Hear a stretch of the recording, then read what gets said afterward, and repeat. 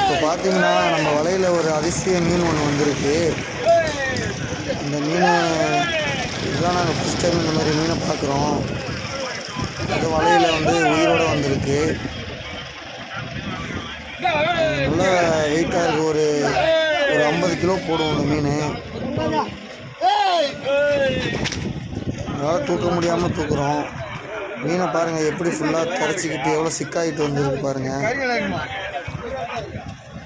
இந்த மீன் ஒரு ரவுண்ட் ஷேப்பில் இருக்குது. இந்த மீன் உயிரோடு இருக்கிறதுனால நம்ம சீக்கிரம் மீனை தண்ணியில் எடுத்து போடணும்.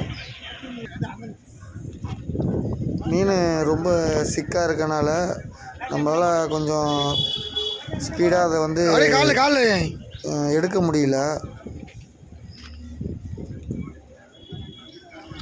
ரொம்ப கஷ்டமாக ரொம்ப ஃபுல்லாக திரைச்சிக்கிட்டு அப்படியே எல்லா வலையும் ஒன்றா சேர்ந்துக்கிட்டு இருக்கனால நம்ம கொஞ்சம் கஷ்டமாக தான் இருக்கும். அதனால மீன் உயிரோடு இருக்குது அப்படின்னு சொல்லிட்டு ட்ரை பண்ணிக்கிட்டு தான் இருக்கோம். மீன் இன்னும் கொஞ்சம் நேரத்தில்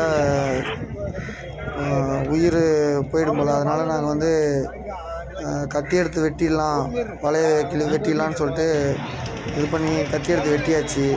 வெட்டுறாங்க பாருங்கள். மீன் உயிரோடு இருக்கிறனால தான் இப்படி பண்ணுறோம்.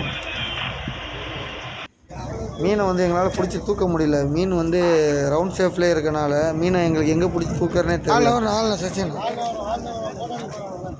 மீனை பாருங்கள் ஃபுல்லாகவே ரவுண்ட் ஷேப்பில் இருக்குது. மீன் உயிரோடு இருக்கனால நாங்கள் தண்ணியில் தான் போட போகிறோம். இந்த மீன் விற்காது.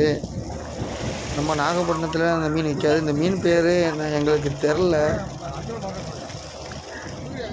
பாருங்கள் மீனை பிடிச்சே தூக்க முடியல. எப்படி தூக்கி போகிறதுன்னு அதுக்குள்ளே பொசிஷனே இல்லை. மீனை பாருங்கள் எவ்வளோ ரவுண்ட் ஷேப்பில் இருக்குது. மீனுக்கு வாலே இல்லை.